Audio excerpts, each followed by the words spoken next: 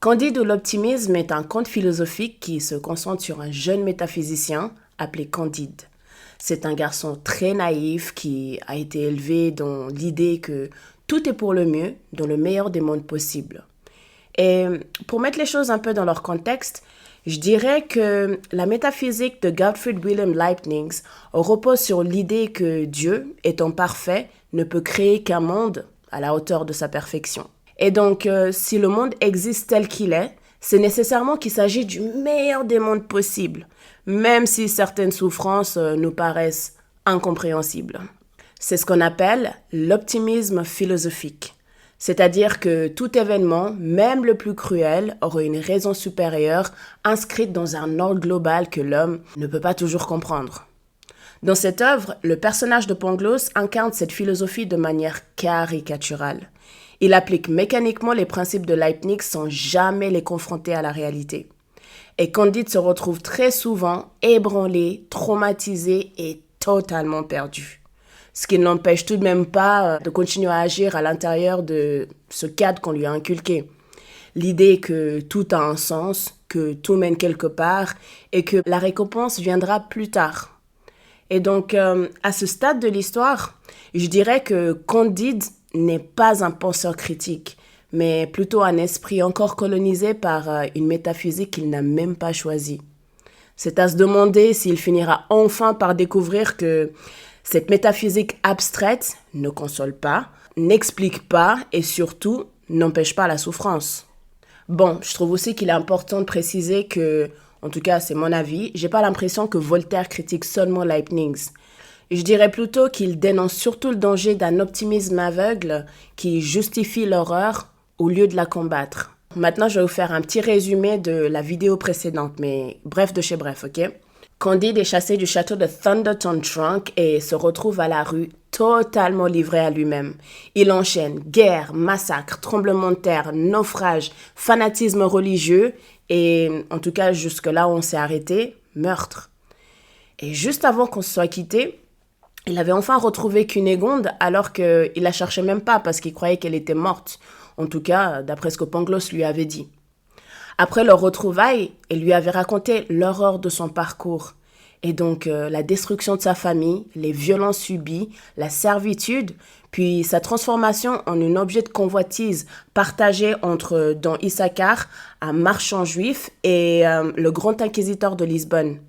Et lors d'enchaînements aussi rapides que tragiques, Candide a d'abord tué Don Issachar, puis le grand inquisiteur, dans un mélange de panique, d'amour, de jalousie et de désespoir total. La situation est devenue tellement intenable que la vieille n'a eu d'autre choix que de prendre les choses en main en fait. Et grâce à ses conseils avisés, ils ont finalement décidé de fuir Lisbonne en pleine nuit, direction Cadix en Espagne. Je sais pas pourquoi je fais ça. Ça se trouve là, ça se trouve... Bref, vous avez compris. Et aujourd'hui, on va reprendre l'histoire exactement à partir de ce moment. Donc, si vous n'avez pas encore regardé la première vidéo, je vous le conseille vivement avant de vous plonger entièrement dans cette deuxième vidéo. Mais bon, bref. Fini de tergiverser et rentrons maintenant dans le vif du sujet.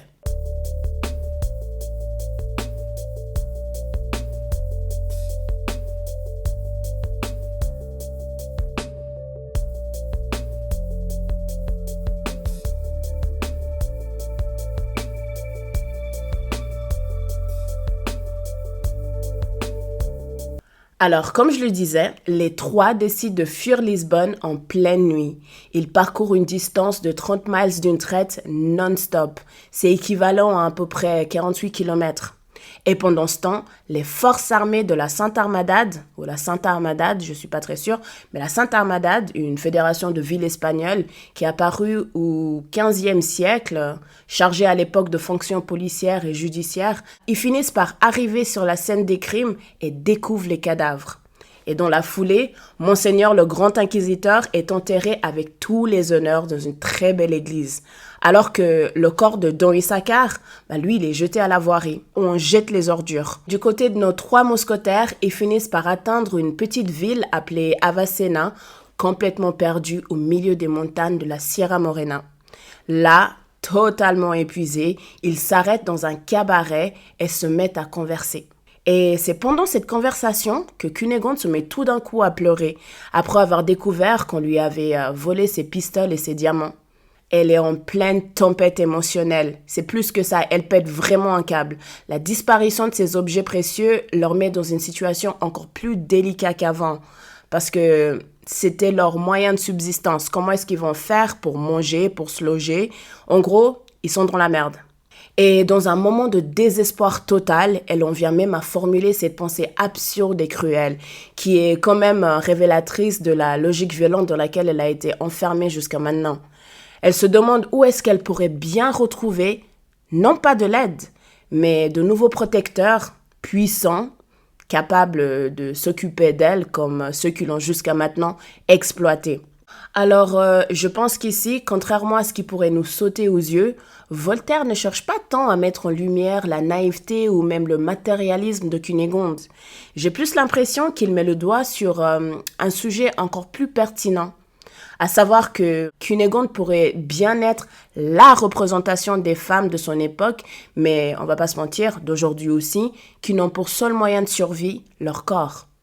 Elle va même jusqu'à saluer leur générosité pour les bijoux qu'ils lui ont donnés. Un peu comme s'ils lui ont donné ces bijoux comme cadeau ou par pure gentillesse, alors qu'elle a quand même été emprisonnée, réduite à l'état d'objet et contrainte de ne vivre que pour leur plaisir. Et donc, je dirais que Voltaire cherche ici à montrer à quel point une femme est prisonnière d'un monde où son existence dépend entièrement du pouvoir et du désir masculin. Et c'est pour ça que je trouve que ce n'est pas une parenthèse anodine, mais plutôt une blessure sociale dissimulée sous l'ironie. Quand la vieille entend ça, elle lui répond qu'elle soupçonne fortement un père cordelier, autrement dit un moine, qui avait passé la nuit précédente de la même auberge qu'eux à Badajoz.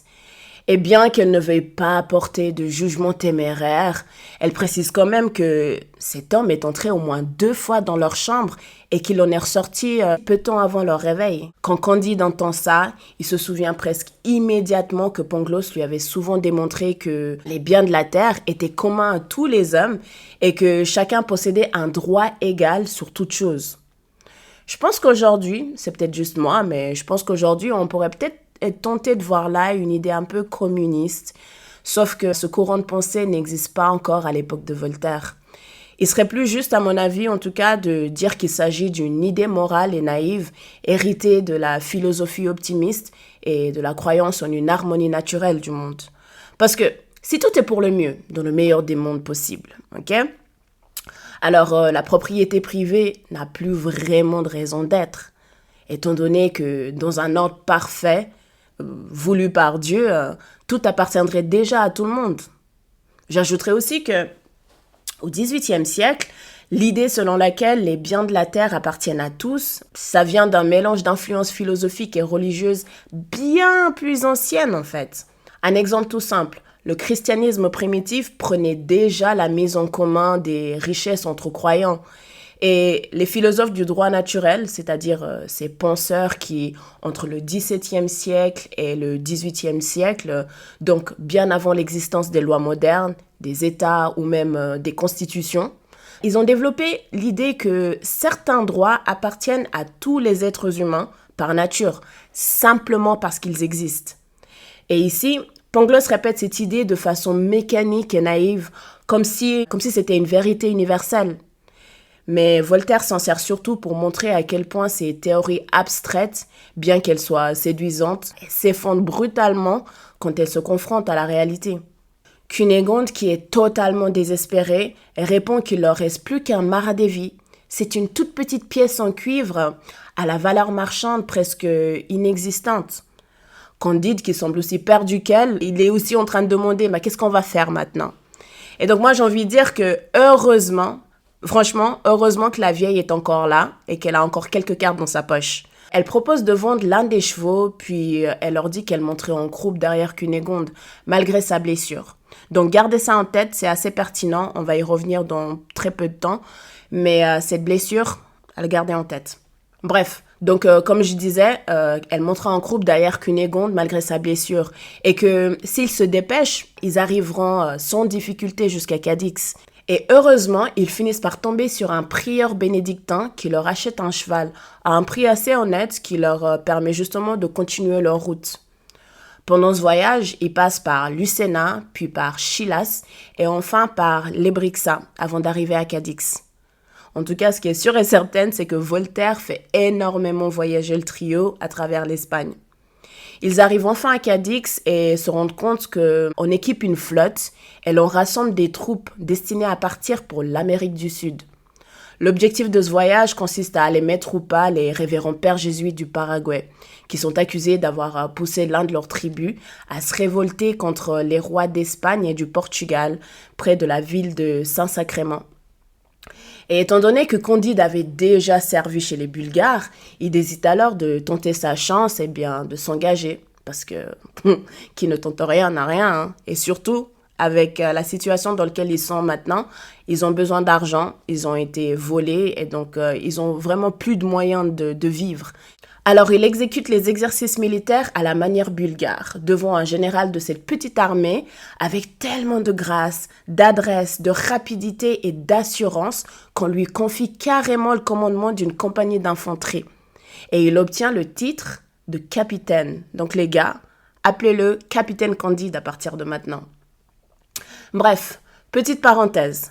Dans ce passage, Voltaire donne l'impression de décrire un simple départ en guerre, une flotte, des soldats, une mission, mais en réalité, il est déjà en train de critiquer tout un système. Vous remarquerez que la guerre coloniale n'est jamais présentée comme une guerre ici. Elle est plutôt racontée comme une opération presque normale, presque administrative. On ne dit pas qu'on va conquérir, on dit qu'on va mettre au pas. Et on ne parle pas de massacre, mais de rétablir l'ordre. On se croirait vraiment dans Star Wars. Ce qu'il faut savoir, c'est que les jésuites occupent une place très ambiguë. Ils sont à la fois des hommes d'église, mais aussi des acteurs politiques. Ils parlent au nom de Dieu tout en gouvernant des territoires et des peuples. Et pour ma part, en tout cas, je ne pense pas qu'ils critiquent la foi en tant que telle. Et quand je dis « ils », je vous parle de Voltaire, bien sûr.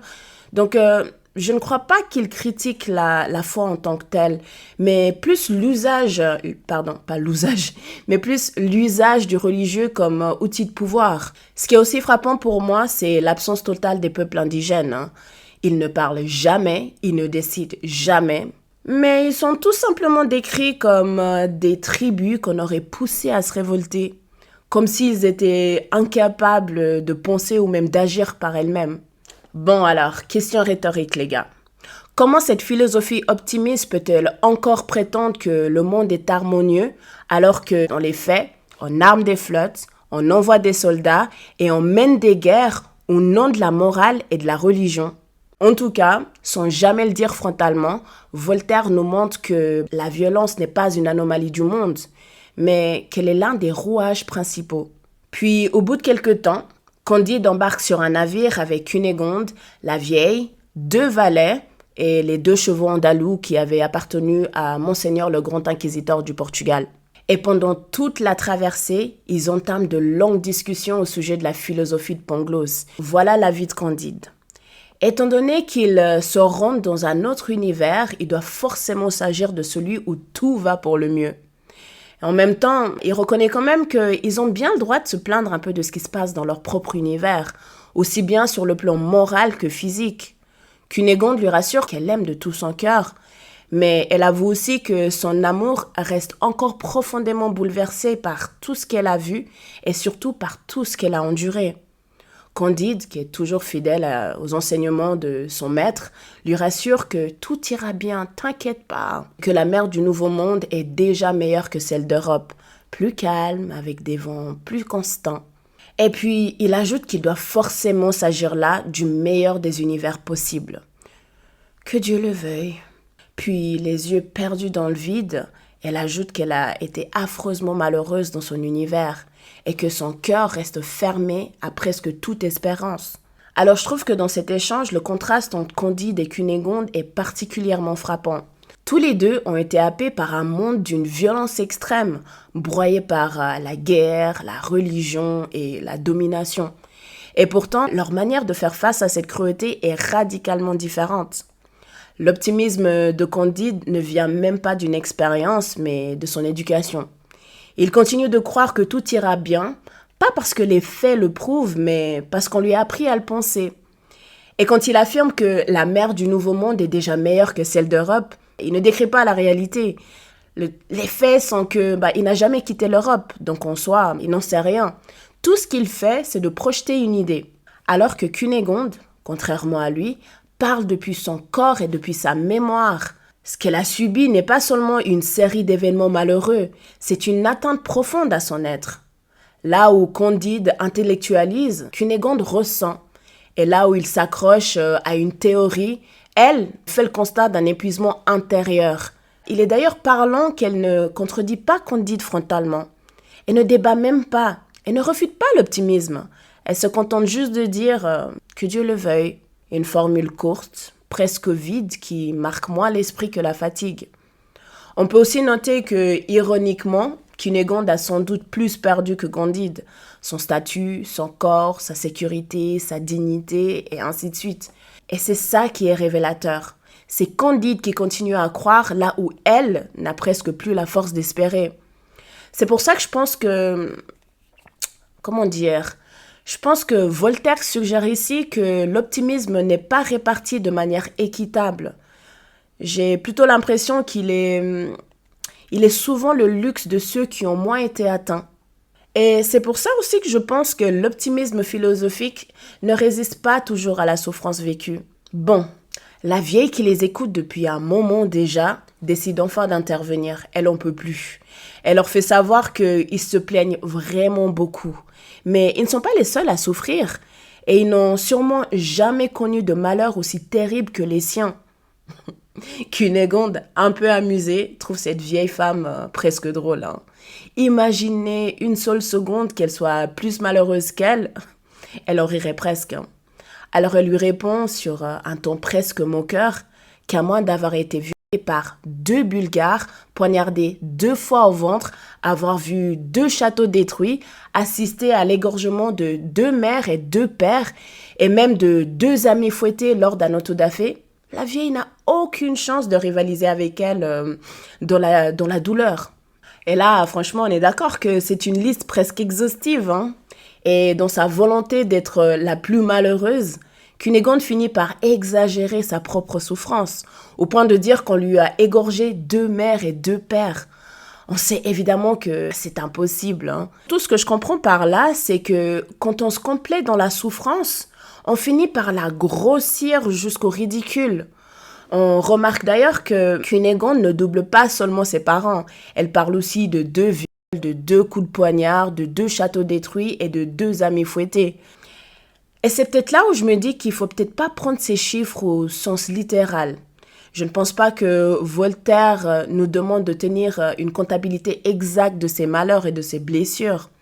Par contre, je pense que ce 2 répété autant de fois fonctionne plutôt comme une sorte de surenchère. Comme si Cunégonde cherchait à prouver quelque chose, qu'elle a souffert 2 fois plus que les autres, et donc 2 fois plus que Candide et 2 fois plus que la vieille. En voulant absolument se placer au sommet de la hiérarchie du malheur, elle transforme sa douleur en inventaire. Une accumulation presque mécanique où chaque horreur doit être doublée pour être jugée suffisante. Et c'est précisément ça qui, selon moi, rend son discours fragile. Autrement dit, 2 n'exprime pas une réalité factuelle, mais une déformation de la souffrance par l'ego.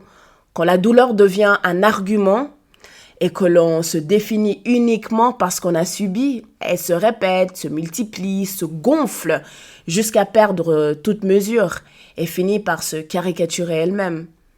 Bref, elle ajoute enfin, avec une certaine fierté, qu'elle est née baronne avec 72 quartiers de noblesse, une lignée supposément pure sur plusieurs générations, mais qu'elle a pourtant fini cuisinière. Et oui, c'est vrai. Souvenez-vous qu'au début de l'histoire, le gentilhomme présumé père de Candide, d'après les rumeurs en tout cas, avait été rejeté parce qu'il ne pouvait prouver que 71 quartiers de noblesse. Un nombre impossible, imparfait et donc immédiatement suspect. Comme on l'a dit dans la vidéo précédente, à l'époque, 32 quartiers suffisaient largement pour être considérés comme nobles. Mais Cunégonde vient d'une famille affichant 72 quartiers, un multiple parfait de 4 et donc un nombre presque mathématiquement impeccable. Et surtout, un quartier de plus que le père de Candide. C'est pour ça que je pense que Voltaire s'amuse ici non seulement de la souffrance, mais aussi de l'absurdité du système aristocratique qui transforme la généalogie en une affaire de chiffres quasi sacrés. Sauf que la vieille a l'air de savoir de quoi elle parle. Et c'est pour ça qu'elle lui répond, calmement en plus, parce que femme mûre, qui a du vécu, qui sait comment s'exprimer, pas besoin d'exploser. Donc elle lui répond calmement qu'elle ne sait pas à qui elle parle. Et que si Cunégonde pouvait seulement voir une partie de son corps, elle arrêterait immédiatement de la juger. Et donc, piquée par la curiosité, Candide et Cunégonde finissent par la supplier de raconter son histoire. Alors elle commence par leur expliquer qu'elle n'a pas toujours eu les yeux érayés et bordés d'écarlate. Son nez n'a pas toujours touché son menton et qu'elle n'a pas toujours été servante. Je suis la fille du pape Urbain X et de la princesse de Palestrine. Et juste au cas où vous vous posez la question, Palestrine n'a absolument aucun lien avec la Palestine actuelle. Il s'agit en réalité d'une commune italienne appelée Palestrina, si je ne me trompe pas. Et si votre autre question est « Est-ce que ce pape, donc le pape Urbain X, est-ce qu'il a réellement existé ?» La réponse est non. Urbain X est un pape fictif, entièrement inventé par Voltaire. Et je pense que ce détail est quand même fondamental. Voltaire invente un pape fictif tout en s'appuyant sur une réalité historique. Je m'explique. Dans les premiers siècles de l'Église, que ce soit les prêtres, les évêques et même certains papes, ils pouvaient se marier et même avoir des enfants, étant donné que l'institution religieuse n'était pas encore figée et que la figure du clerc marié existait sans que ça puisse poser un problème doctrinal majeur. Ce n'est qu'à partir du Moyen-Âge, autour du XIe siècle, avec ce qu'on a appelé la réforme grégorienne, que les choses ont changé, et changé pour de vrai. Selon cette réforme, le célibat devient une obligation stricte pour le clergé. Et à partir de là, les papes n'ont plus le droit ni de se marier, ni d'avoir des relations sexuelles. Et donc, interdiction de procréer. Mais entre la règle et la réalité, il y a souvent un fossé. Je dis ça parce que malgré cette interdiction, de nombreux papes ont eu des maîtresses et parfois même des enfants. Dans certains cas, ces enfants étaient connus, reconnus et même intégrés au jeu de pouvoir de l'époque. On a par exemple le pape Innocent VIII au XVe siècle qui a publiquement reconnu ses enfants et a même organisé leur mariage depuis le trône pontifical. Donc à mon avis, Voltaire fait de la vieille la fille d'un pape, pas pour provoquer gratuitement, mais pour tourner en dérision la corruption et l'hypocrisie du pouvoir religieux. Il transforme une réalité historique en symbole, celui de la chute des grandeurs. Parce que malgré le fait qu'elle soit née du plus haut pouvoir spirituel de son temps, elle a pourtant fini sa vie dans la misère, quoi. Bon, après je peux me tromper, et c'est pour ça que je vous retourne la question. Est-ce que selon vous, Voltaire cherche ici à montrer que même sous les dorures du Vatican, un peu comme sous les ruines de Lisbonne après le tremblement de terre, personne n'échappe à la condition humaine? La vieille continue à raconter qu'on l'avait élevée jusqu'à l'âge de 14 ans dans un palais tellement somptueux que le château des barons allemands n'aurait même pas servi d'écurie. Une manière très claire de rappeler à Cunégonde que sa richesse à elle ne vaudrait absolument rien comparée à la sienne. Mais en plus de ça, elle change aussi brutalement l'échelle et fait s'effondrer l'illusion aristocratique de Cunégonde.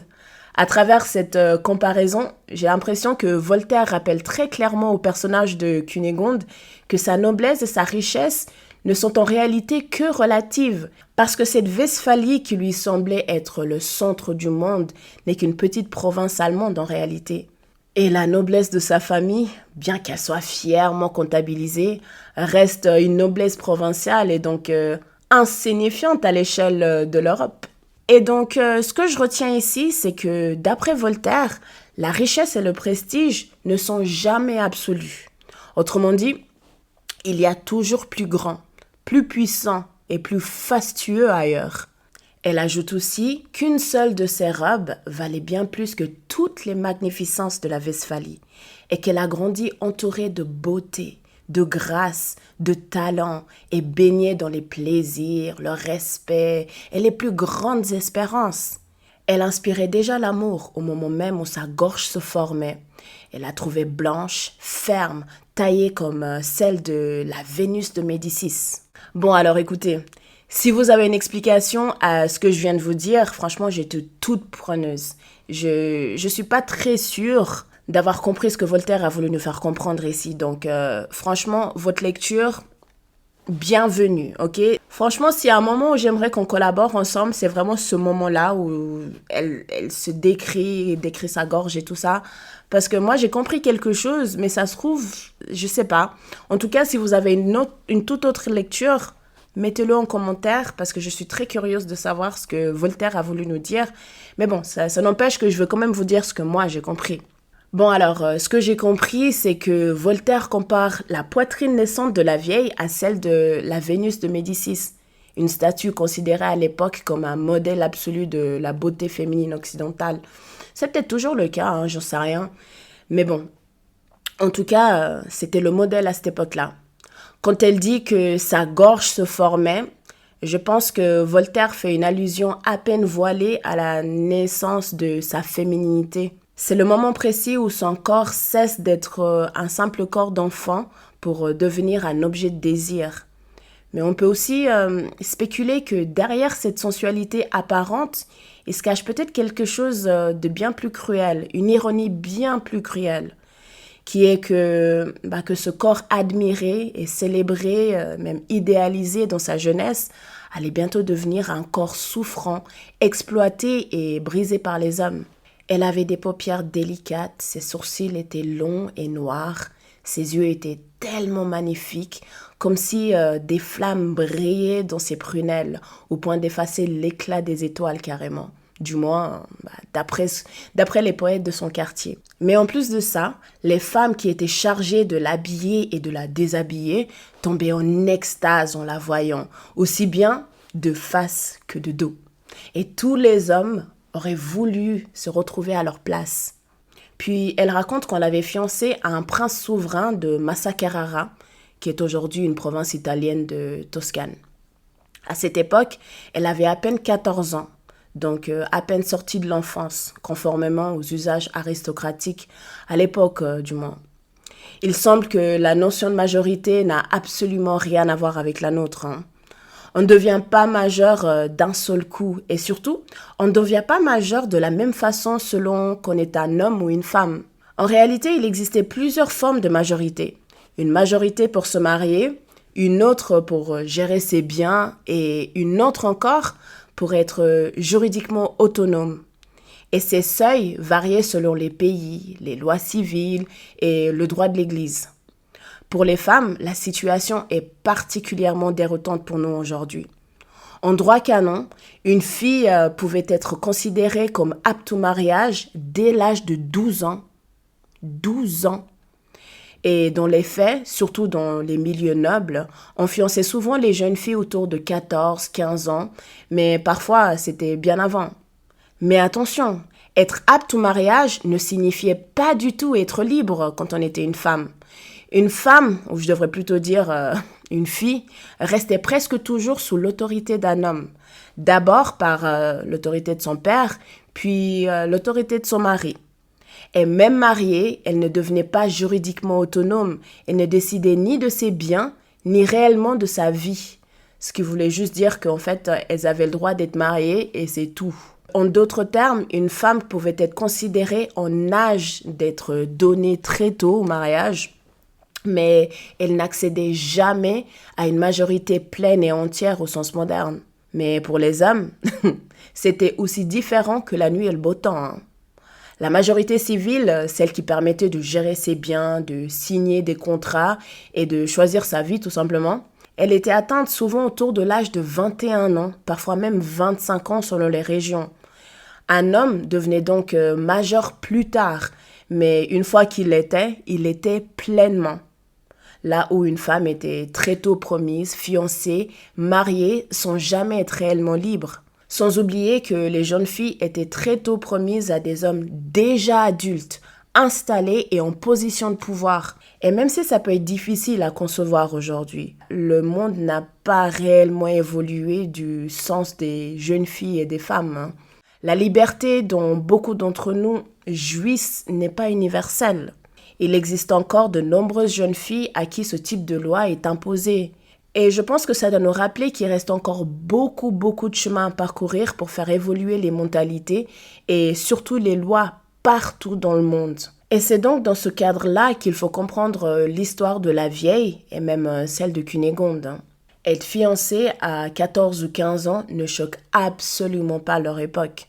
Ce qui choque en revanche, c'est ce qui arrive ensuite. Parce que dans un monde où elle n'a jamais eu le contrôle de son destin, la violence, l'esclavage et la chute sont d'autant plus brutaux. Donc, comme je disais, on l'avait fiancée à un prince souverain de Massa Carrara. Ce prince était aussi beau qu'elle était belle. Un jeune homme plein de douceur, d'agrément, d'esprit et d'amour. Et il était son premier amour. Et elle l'aimait avec idolâtrie et emportement. Les noces se préparaient avec une magnificence inouïe. Il y avait des fêtes, des carousels et des opéras buffats sans interruption. Et toute l'Italie composait pour elle des sonnets tous plus médiocres les uns que les autres. Et pour ceux à qui ça intéresse, un sonnet, c'est un poème court et très structuré, composé de 14 vers, généralement répartis en 2 quatrains et 2 tercets. C'est un peu comme une forme musicale fixe où tout le monde respecte la même structure, mais où chacun y glisse ses propres mots et ses propres émotions. Et étant donné qu'il est court et équilibré, le sonnet oblige quand même au poète à aller à l'essentiel. Bref, et alors que la vieille approchait le moment où son bonheur semblait enfin devoir s'accomplir, voilà qu'une vieille marquise, ancienne maîtresse de son prince, l'a invitée. Donc, pas la vieille, mais son prince. Elle a invité son ex, du coup, à venir prendre du chocolat chez elle. Et en moins de 2 heures après cette visite, le prince est tombé raide mort, frappé de convulsions épouvantables. Et aussi tragique que ça puisse être, c'était juste un avant-goût des horreurs à venir. Parfois, tu as envie de continuer une histoire sans forcément devoir rester devant l'écran. Et justement, cette vidéo existe aussi en version podcast. Même histoire, même analyse, même ambiance. Le tout dans un format beaucoup plus facile à glisser dans ta journée. Tu peux donc d'ores et déjà continuer Candide dans les transports, en marchant, en rangeant, en te préparant ou simplement quand tu as envie d'écouter sans forcément devoir regarder. Rendez-vous sur Spotify, Apple Podcasts et partout ailleurs où tu écoutes déjà tes podcasts. Il te suffit de taper WOTALES. Encore une fois, WOTALES. Ici la capsule Candide de l'optimisme. Message publicitaire terminé. Retour à la mission principale. Cap sur les catastrophes de Voltaire. Je me suis demandé ce que voulait dire venir prendre du chocolat. Est-ce que c'est venir prendre une barre de chocolat, un paquet de chocolat? Est-ce que c'était un chocolat chaud? Bref, et j'ai découvert qu'à l'époque de Voltaire, en tout cas, prendre du chocolat n'est pas du tout un geste banal comme aujourd'hui, hein. Le chocolat est aussi rare qu'il est cher. Et en plus de ça, il est réservé à l'aristocratie. En même temps, si c'est les seuls qui peuvent se le permettre, qui dit cher dit que je ne peux pas me le payer, moi qui ne suis pas aristocrate. Bref, c'est un rituel mondain, intime, qui se déroule souvent à huis clos. Et il semble qu'une invitation comme celle-ci n'est jamais innocente. C'est un moment où l'on parle librement, où l'on négocie et où l'on manipule parfois. Et quand je suis arrivée à ce passage dans l'œuvre, je me suis souvenue d'un épisode qu'on a déjà abordé dans la première vidéo. Je vais vous en parler dans quelques secondes. Alors, je me suis tout de suite dit que chez Voltaire, cette scène doit forcément dire beaucoup plus que ça en a l'air. C'est juste obligé. Moi et Voltaire, comme je vous ai dit, On boit des cafés ensemble toutes les semaines. Donc, je connais mon gars, ça, c'est pas anodin. Donc, derrière une tasse de chocolat, on règle des comptes, on ravive d'anciennes relations et on provoque des bascules décisives. Est-ce que je dois nous rappeler que la violence ne passe pas toujours par l'épée ou par la guerre? Elle passe aussi par les salons, les sourires et les invitations polies. Et c'est précisément ce que je pense que Voltaire dénonce. Souvenez-vous de Pangloss, justement, en parlant de ce qui m'a fait penser à ça quand je suis arrivée à ce passage dans l'histoire. Donc, souvenez-vous de Pangloss. Quand Candide le retrouve pour la première fois, après qu'il ait été chassé du château de Thunderton Trunk, il ne l'a pas du tout reconnu. Il était dans un état si pitoyable qu'il était méconnaissable. Ce même Pangloss, à l'allure d'un gueux atteint de la syphilis, expliquait déjà que sans certains sacrifices, l'Europe n'aurait ni chocolat, ni cochonil. Autrement dit, derrière ce plaisir raffiné se cachent toujours des corps brisés, des vies sacrifiées et une violence rendue acceptable. Et ici encore, le chocolat apparaît au moment précis où tout bascule. Parce que ce qui devait normalement être un rituel mondain, presque élégant, devient un cadre d'une trahison mortelle. Donc, je vous pose la question. Est-ce que selon vous, Voltaire voulait nous dire quelque chose ici?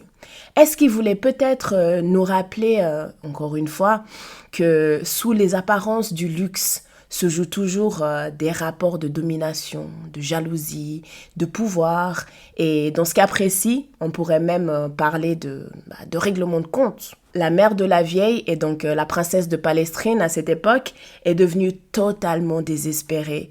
Et même si elle semblait moins bouleversée que sa fille, elle voulait vraiment partir et quitter cet endroit qui, selon elle, était devenu maudit. Elle avait une terre magnifique du côté de Gaète, sur la côte tyrrhénienne à environ 130 km de Rome. Alors, elles ont embarqué sur une galère du pays qui était décorée d'or et qui était aussi brillante que l'hôtel de Saint-Pierre de Rome. Autrement dit, c'était bling bling et qu'elles n'allaient pas passer inaperçues. Après, écoutez, problème de riche, ok? Malheureusement, un corsaire de Salé les a attaqués en les abordant en pleine mer. Leurs soldats se sont défendus à la manière des soldats du pape. Autrement dit, ils se sont mis à genoux, ont jeté leurs armes et se sont recommandés aux corsaires parce que... Je sais pas pourquoi je rigole, mais c'est bête. Bref, parce qu'ils voulaient recevoir l'absolution au moment même de mourir.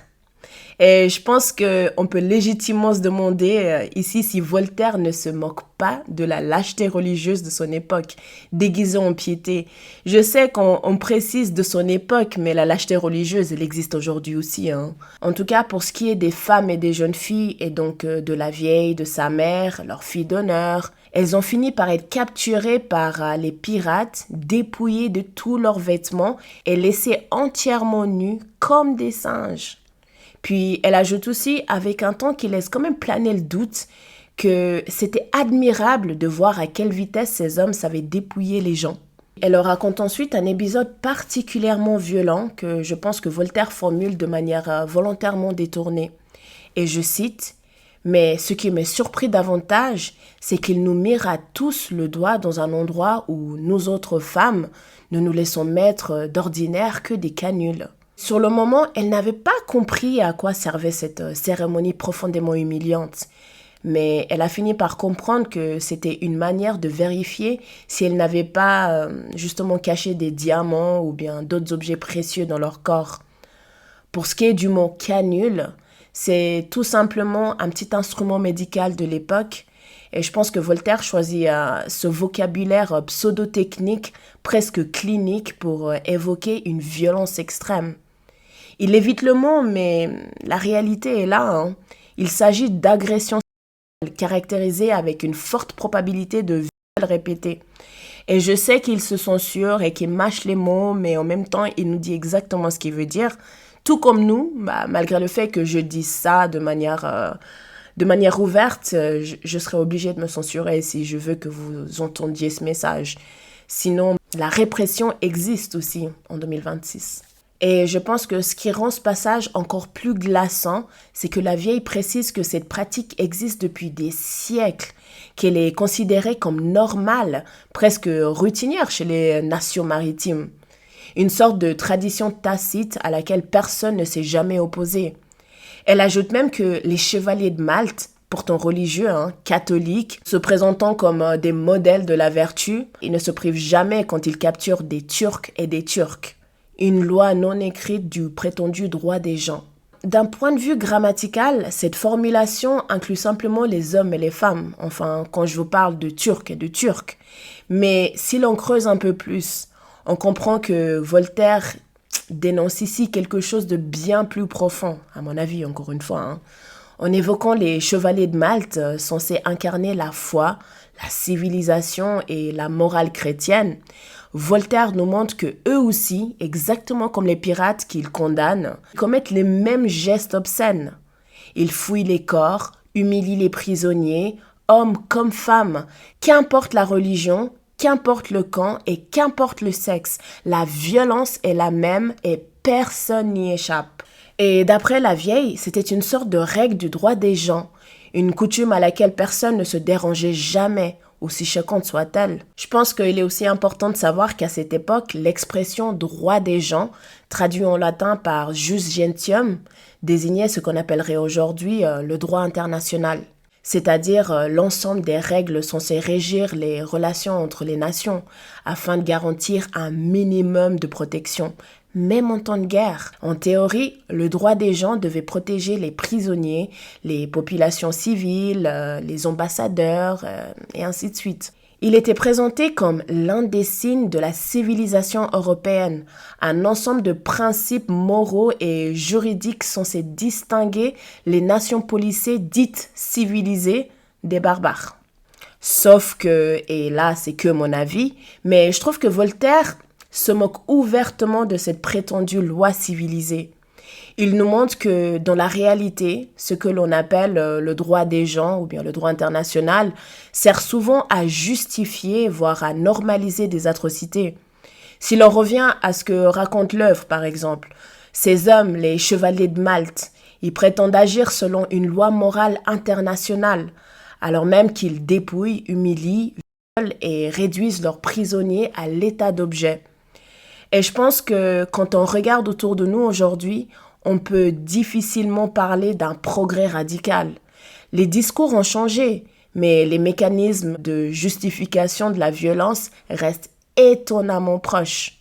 Ensuite, la vieille précise qu'elle ne dirait pas combien il a été terrible pour une jeune princesse d'être conduite en esclavage jusqu'au Maroc avec sa mère. Sa mère, qui, elle précise, était encore très belle, leur fille d'honneur, tout comme les femmes de chambre, possédait des charmes que la vieille décrit de manière volontairement excessive, presque provocatrice. Quant à elle, elle était vraiment ravissante et représentait à ses propres yeux la beauté et la grâce, en plus d'être encore vierge. Et justement, en parlant de sa virginité, cette fleur qui était justement destinée au prince de Massa Carrara, qui est mort empoisonné par son ex-maîtresse, lui est arraché par le capitaine corsaire qui les a abordés et fait toutes ces atrocités en fait. Et par la suite, sa mère et elle devaient trouver des moyens pour survivre et résister à tout ce qu'elles ont subi jusqu'à leur arrivée au Maroc, comme si les malheurs allaient s'arrêter une fois au Maroc. Puis elle dit « Mais passons, ce sont des choses si communes qu'elles ne valent pas la peine qu'on en parle. » Un peu comme Cunégonde qui a dit à Candide de manière presque casuelle qu'on ne meurt pas de ces deux accidents en parlant de son éventration et de vie qu'elle a subi aux mains du soldat bulgare. Pour moi, ce qui choque ici, ce n'est pas seulement ce qui a été subi. C'est aussi la manière dont la violence est minimisée, banalisée et presque expédiée. Mais attention, la vieille ne nie pas la souffrance. Elle ne dit pas que ce n'est rien, que c'est pas grave. Elle dit que c'est commun. Ce qui fait que dans le cas de ces deux femmes, la parole est vidée de son poids. La violence est tellement intégrée à l'expérience du monde qu'elle n'est plus formulée comme un scandale, mais elle devient comme un fait parmi d'autres. Bon, après, je ne pense pas que le but de Voltaire ici soit de chercher à montrer des personnages insensibles. Je dirais plutôt qu'il montre des personnages qui sont fatigués parce que quand la souffrance est répétée, systémique et ininterrompue, elle ne provoque plus de révolte. Par contre, ce qu'elle fait, c'est qu'elle produit une forme de détachement. Et ce détachement est bien plus inquiétant que la plainte en fait, parce qu'il signale que la violence a gagné. Et pas seulement sur le corps, mais aussi sur la capacité à protester et à se révolter. Ce parallèle entre la vieille et Cunégonde montre surtout qu'elles ont été façonnées par le même monde, celui où l'aurore est devenue ordinaire. Et le vrai scandale n'est pas seulement la cruauté des actes, c'est le fait qu'on ait fini par s'y habituer. Mais malheureusement pour la princesse de Palestrine et sa fille, à leur arrivée au Maroc, le pays était plongé dans le sang. Les 50 fils de l'empereur se disputaient le pouvoir, chacun soutenu par un parti différent. Ce qui avait provoqué une succession de guerres civiles. Il y avait un carnage permanent dans l'ensemble de l'Empire. Alors là, d'après mes recherches, il est tout à fait possible que Voltaire est ici en train de faire référence à Moulay Ismaël Ben Cherif, le souverain de la dynastie Aleuite qui règne encore aujourd'hui. Enfin, pas le souverain, mais la dynastie, vous avez compris. On raconte que Ben Cherif était réputé pour son autorité absolue, sa cruauté et la durée exceptionnelle de son règne. J'adore quand on dit la durée exceptionnelle de son règne parce que, je sais pas, en tant que souverain, j'imagine qu'il était un roi, mais du coup, en tant que roi, on n'est pas censé régner jusqu'à notre mort. Donc, est-ce qu'il a exceptionnellement vécu longtemps ? J'ai pas creusé et c'est pas pertinent, donc passons. Il semble qu'il aurait eu plusieurs centaines de femmes et de concubines et un nombre d'enfants si élevé qu'il est carrément devenu comme une sorte de mythe. Et je pense qu'en s'appuyant sur cette réputation, Voltaire ne fait pas un portrait ethnographique, mais il peint plutôt un monde livré à la violence du pouvoir, sans limite ni contrôle. Apparemment, après la mort du roi, ses fils se sont effectivement disputés le trône, ce qui a déclenché des guerres intestines entre les clans et leurs armées et les partisans. Bon, alors je ne sais pas vous, mais étant donné que ce conte philosophique est rempli d'hyperboles de A à Z, je pense que Voltaire exagère volontairement pour en faire une satire féroce de la barbarie humaine. Surtout quand il écrit des trucs du style des noirs contre des noirs contre des basanés contre des basanés, des mulâtres contre des mulâtres. J'ai l'impression qu'il caricature la guerre civile en la transformant en une absurdité totale. Tout le monde se bat contre tout le monde, sans logique, sans raison, dans une violence circulaire qui ne produit que du sang. Ce n'est plus de la politique, c'est une parodie du chaos humain, une image universelle de la folie guerrière. Et je dirais aussi que chez Voltaire, tout devient une équation cynique. 50 fils et donc 50 guerres civiles, ce n'est pas un chiffre en fait, c'est une gifle carrément. Alors si on part de ce principe-là, Voltaire ne cherche pas la précision historique, mais l'effet de saturation, comme si la guerre se fragmentait à l'infini. Et c'est pour ça que je pense qu'il s'agit d'une critique universelle de la nature humaine et pas seulement du Maroc. Ce que je pense qu'il fait là, en fait, c'est qu'il se sert simplement d'un exemple exotique pour dénoncer la violence et l'absurdité des guerres partout. Bref, à peine débarqué, un groupe de Noirs appartenant à une faction ennemie de celle du corsaire se sont présentés pour lui enlever son butin. Et d'après la vieille, elle avait été témoin d'un combat d'une telle violence qu'on n'en voyait jamais dans les climats européens. Comme chez les Anglais, les Hollandais, les Allemands, les Scandinaves et parfois même les Russes.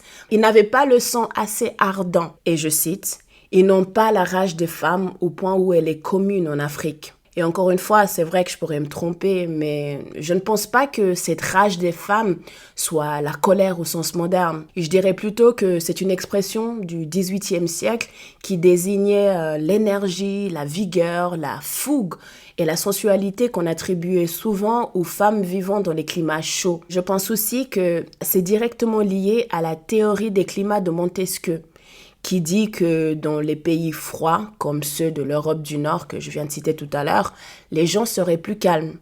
Alors que dans les pays chauds, comme ceux d'Afrique du Nord par exemple, ils seraient plus ardents et passionnés. Et je pense que Voltaire reprend cette idée en exagérant volontairement. Il fait dire à la vieille que les Européens ont du lait dans les veines, alors que les habitants du mont Atlas auraient du vitriol ou du feu qui coule dans leur sang. Ils se battaient avec la fureur des lions, des tigres et des serpents de la contrée, simplement pour savoir à qui ces filles allaient appartenir. Et donc, en plus des Noirs, plusieurs morts surgissent. Quand je dis morts, je parle simplement des populations musulmanes d'Afrique du Nord, comme celle du Maroc ou même d'Algérie. C'est le terme qu'on utilisait au XVIIIe siècle, alors qu'aujourd'hui, on parlerait plus de peuples maghrébins ou plus largement de populations nord-africaines. Et donc, je vous dis tout ça juste pour vous dire qu'Amor avait pris sa mère par le bras droit, le lieutenant de son capitaine la tenait par le bras gauche, un soldat lui avait saisi une jambe, alors qu'un pirate la tenait l'autre.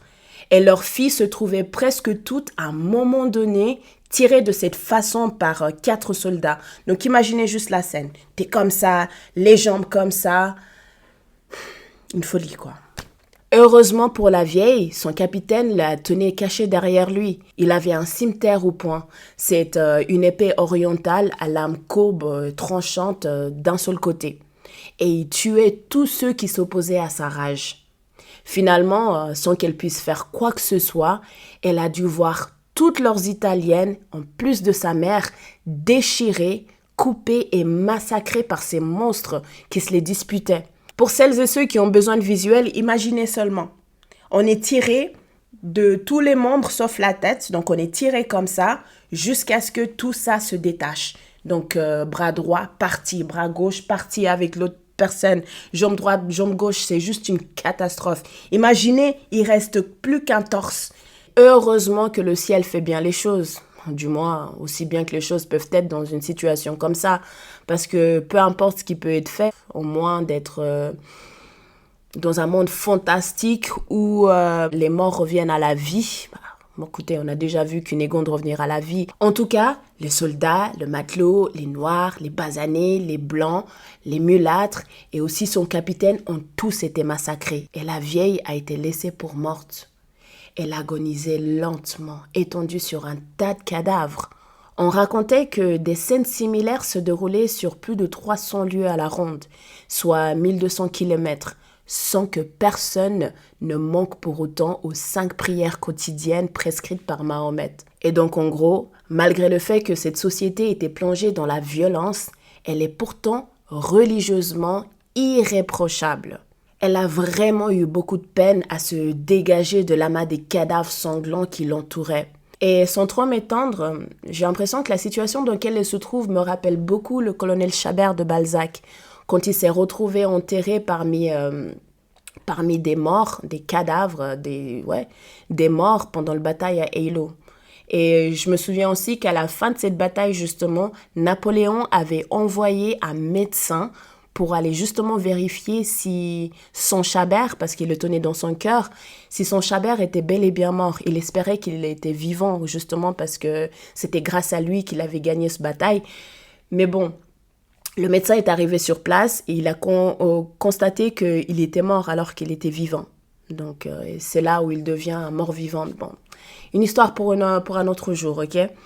Et donc, cette situation me rappelle un peu ça, parce qu'elle est quand même enterrée parmi les morts. Elle s'est traînée jusqu'à un grand oranger près d'un petit ruisseau. Mais une fois arrivée, elle est tombée, vaincue par la frayeur, la fatigue, l'horreur, le désespoir et surtout la faim.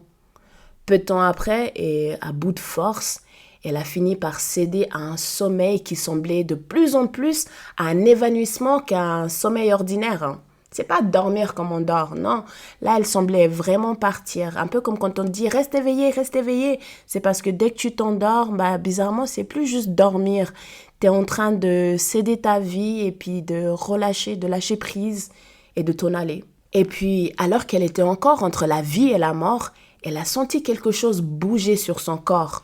En ouvrant les yeux, elle s'est rendue compte qu'en fait, il s'agissait d'un homme blanc à l'allure soignée qui, dans un souffle à peine audible, a murmuré entre ses dents « Oh, che sciaguro d'essere senza coglioni ». Il semble qu'ici, Voltaire entretient volontairement une ambiguïté troublante.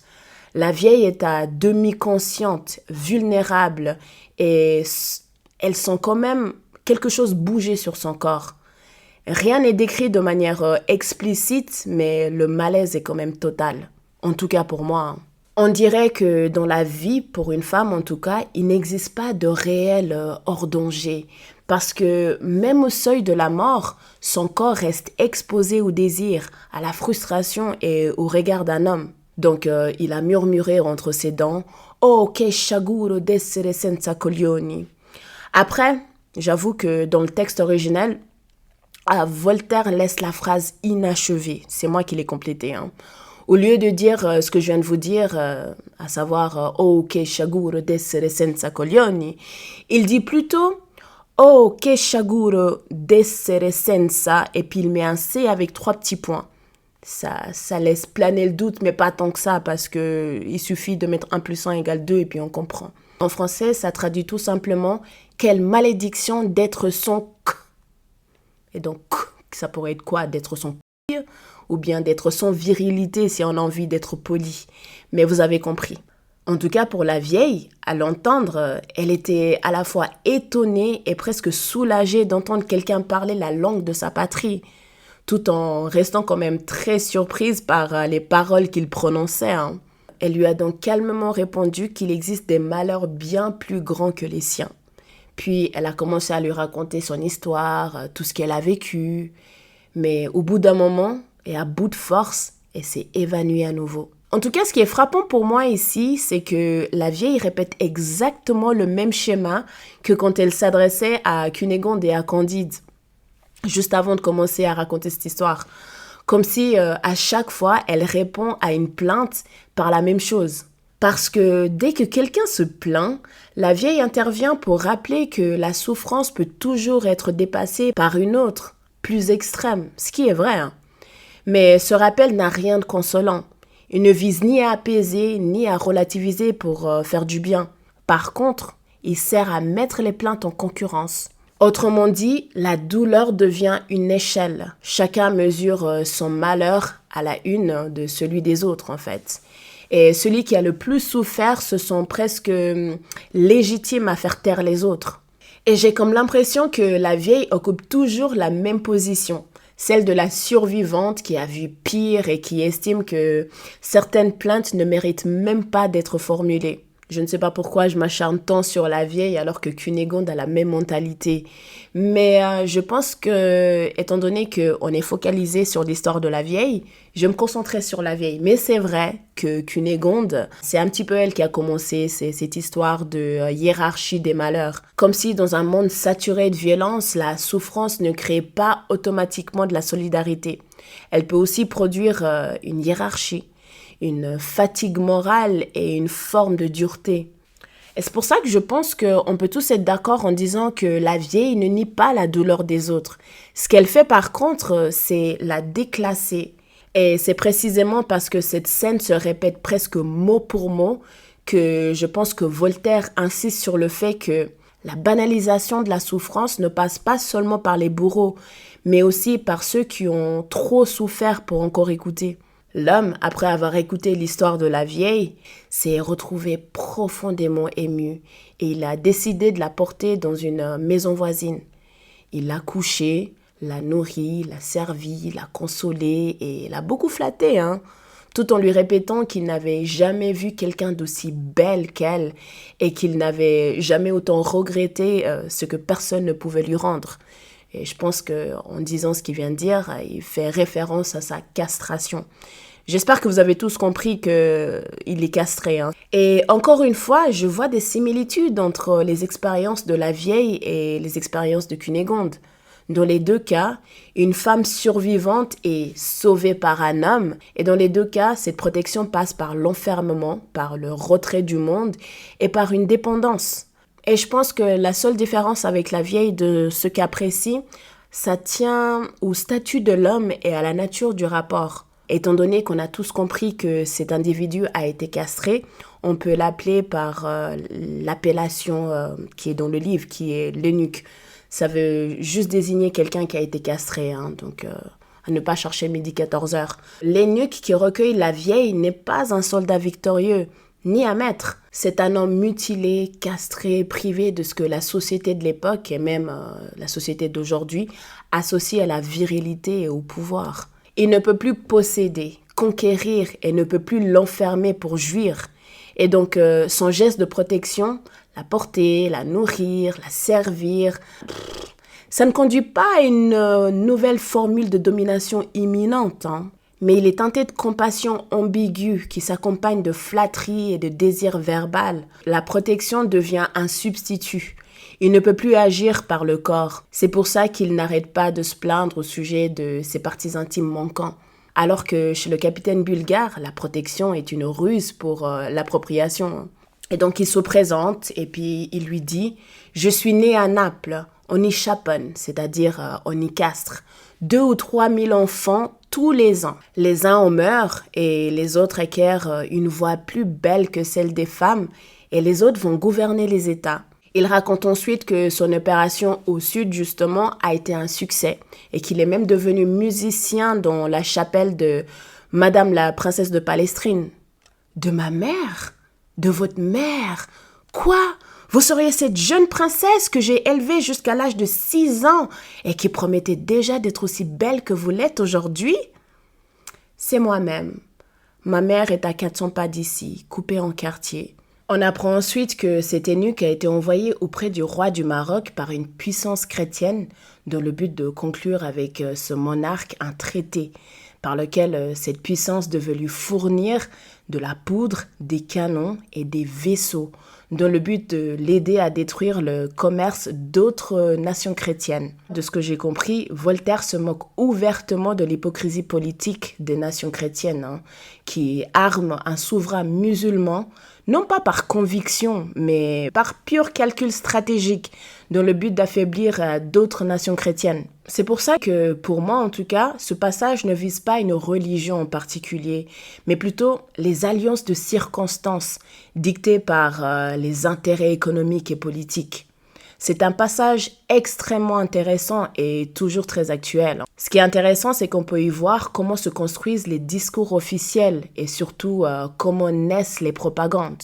J'insiste vraiment sur le fait que je ne pense pas que Voltaire cherche ici à produire une critique anti-musulmane. Ce qu'on a, c'est un pays chrétien qui choisit d'armer un roi musulman pour détruire les navires d'autres chrétiens. Je pense que Voltaire cherche à nous faire comprendre que les puissants créent eux-mêmes les conflits. Des puissances prêtes à armer un ennemi pour affaiblir leurs propres alliés. Et ce qui est frappant, c'est que ce mécanisme n'a rien de spécifique au XVIIIe siècle. J'essaye de préparer le terrain, mais en gros, ce que je vais évoquer maintenant ne vise en aucun cas un pays en particulier, ok ? Mon but consiste seulement à illustrer des logiques géopolitiques générales et largement documentées. Dans plusieurs conflits modernes, différentes grandes puissances, qu'elles soient occidentales, orientales ou même régionales, ont soutenu, armé et même financé des groupes opposés. Parfois sans réel contrôle sur ce que ces groupes allaient devenir et parfois, je dirais même souvent, en connaissant très bien les risques. Je vais maintenant donner quelques exemples, donc n'hésitez surtout pas à me corriger en commentaire ou carrément à donner vos propres exemples. En Afghanistan, dès la fin des années 1970, les grandes puissances étaient déjà impliquées. L'Union soviétique soutenait et encadrait le gouvernement afghan depuis plusieurs années, bien avant l'intervention militaire de 1979. De leur côté, les États-Unis et leurs alliés ont commencé à soutenir certains groupes armés avant même l'invasion soviétique, dans une logique de guerre froide et d'influence géopolitique. Puis, des années plus tard, certains de ces groupes se sont retournés contre leurs anciens soutiens. C'est exactement ce genre de retournement que Voltaire aurait sans doute adoré pointer du doigt. En Irak, à partir de 2003, une coalition internationale menée par les États-Unis, avec notamment le Royaume-Uni et d'autres alliés, est intervenue militairement pour renverser le régime en place. Cette intervention, suivie d'une occupation prolongée, a profondément désorganisé les structures politiques, militaires et sociales du pays. Et dans les années qui ont suivi, d'autres puissances régionales ont soutenu différents acteurs locaux, contribuant à une fragmentation durable du territoire et des équilibres internes. Un dernier exemple que j'aimerais citer, c'est la République démocratique du Congo. Depuis plusieurs décennies, différents rapports internationaux montrent que des puissances étrangères, parfois voisines, parfois lointaines, ainsi que des entreprises privées liées à l'exploitation des ressources naturelles, ont été impliquées à divers degrés dans le financement, le soutien ou la tolérance de groupes armés locaux. Exactement comme les mécaniques de pouvoir que Voltaire dénonçait déjà au XVIIIe siècle.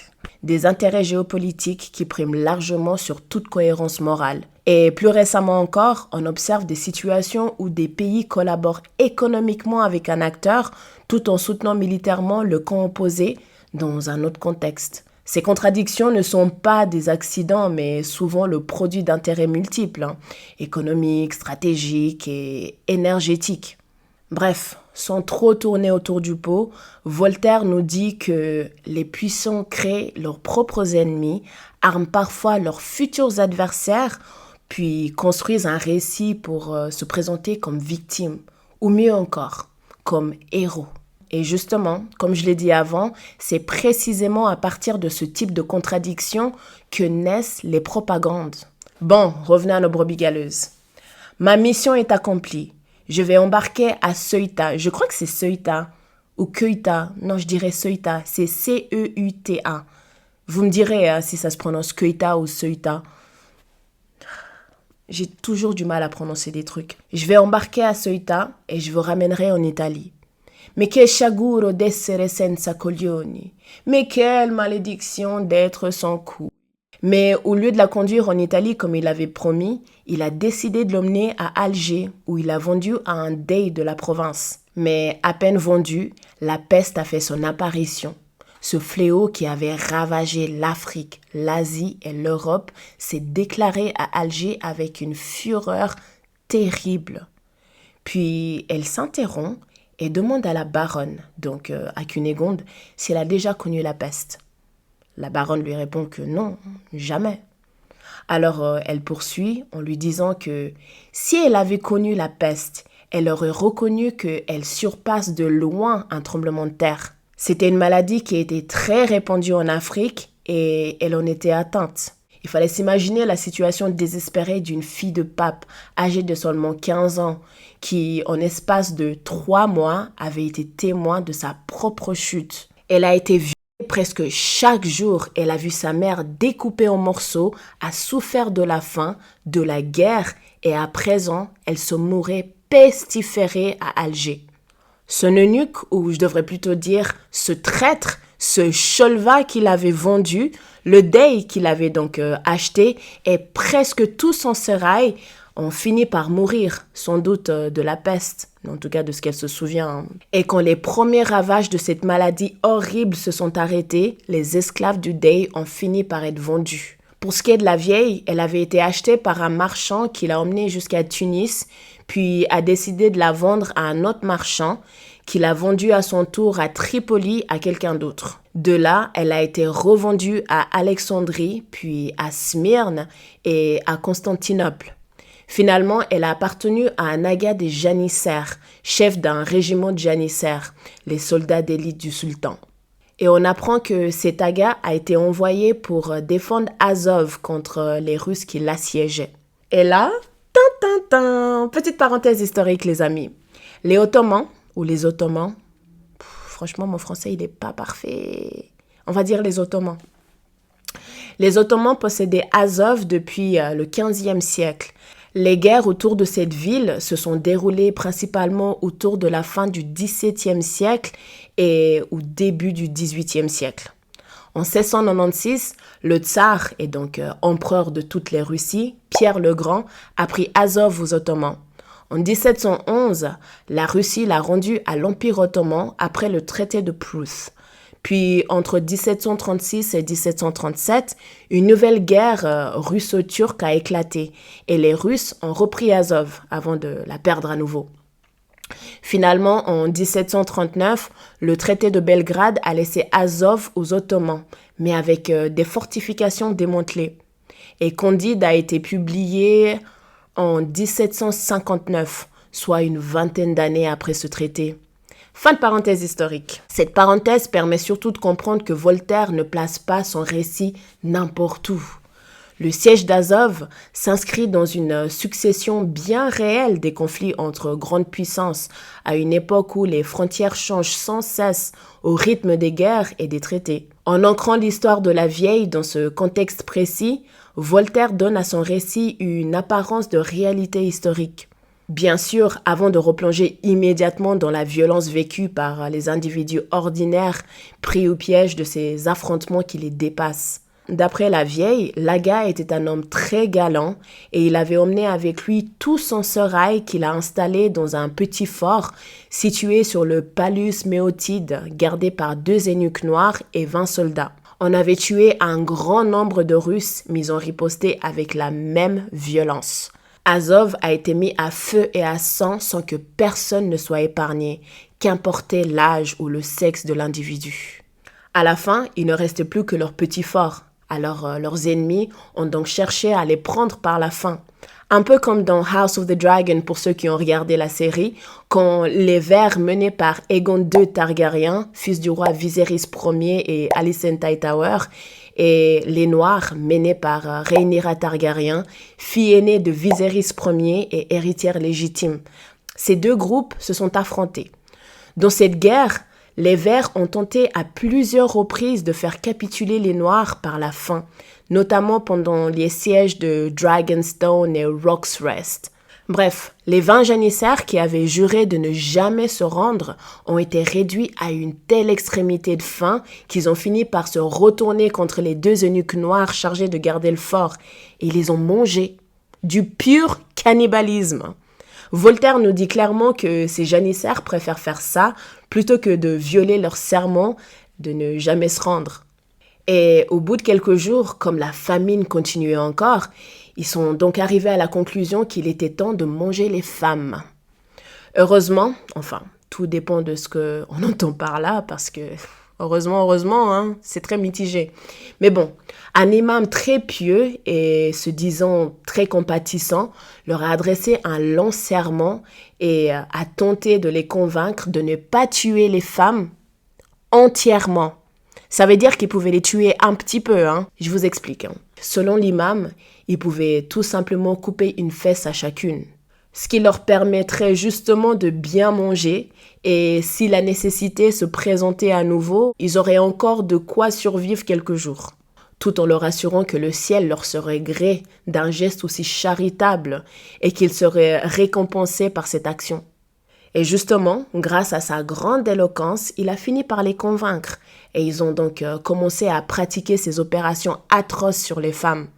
À la fin, l'imam leur a appliqué le même baume que celui qu'on mettait aux enfants après la circoncision.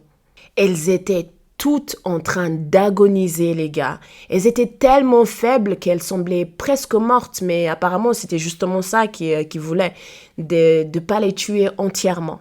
Franchement, ce passage est profondément triste, étrange et complexe.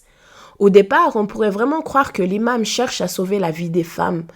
Mais même cette idée ne tient pas vraiment. Parce que ce qu'elles vivent, ça semble être pire que la mort. Elles sont mutilées, torturées et tiennent à peine à la vie. Tout ça pour servir de nourriture. Je suis désolée, mais la situation proposée par l'imam n'en est pas une, hein. Du moins, pas pour les femmes, je peux être convaincue à 200%. C'est juste pas possible. On a même l'impression qu'il avance cette option pour éviter que lui et le reste des hommes ne soient le prochain sur la liste, en fait. Plus les janissaires survivent en se nourrissant de la chair des femmes, et plus ils repoussent leur propre mort. Mais bon, même après avoir dit tout ça, je ne pense pas que Voltaire présente l'imam comme un méchant. Il apparaît plutôt comme un religieux déraisonnable, convaincu d'agir pour le bien. Je pense aussi que Voltaire se sert de ce personnage pour montrer une fausse miséricorde, un paradoxe du fanatisme religieux. Et ce qui rend ce passage encore plus violent, c'est que ces femmes ne meurent pas complètement, encore une fois. L'imam a donc sauvé leur vie, entre guillemets, mais il leur a surtout retiré tout ce qui faisait leur dignité humaine. Et je pense vraiment qu'en dénonçant cette barbarie, Voltaire dénonce aussi le vernis moral qui la rend acceptable. Bref, juste après ce festin cannibale, les Russes finissent par arriver sur des bateaux plats. Et malgré le sacrifice des femmes pour assurer la survie du collectif de janissaires, aucun de ces janissaires ne survit. Ils finissent tous tués par les Russes. Parmi les Russes, il y a aussi des chirurgiens français. Et l'un d'eux, particulièrement habile, a décidé de prendre soin d'eux en les soignant. La vieille se souviendra toute sa vie que, quand leurs plaies ont fini par enfin se refermer, ce même chirurgien lui a fait des avances. Et comme vous pouvez le voir, dans le monde de Voltaire, personne n'est épargné. Même ce médecin français, après les avoir soignés, cherche quand même à les séduire. Il leur dit ensuite de se consoler parce que, d'après lui, dans d'autres sièges, on faisait exactement la même chose. C'était d'après lui la loi de la guerre. Comme si cette formule suffisait à tout excuser, quoi.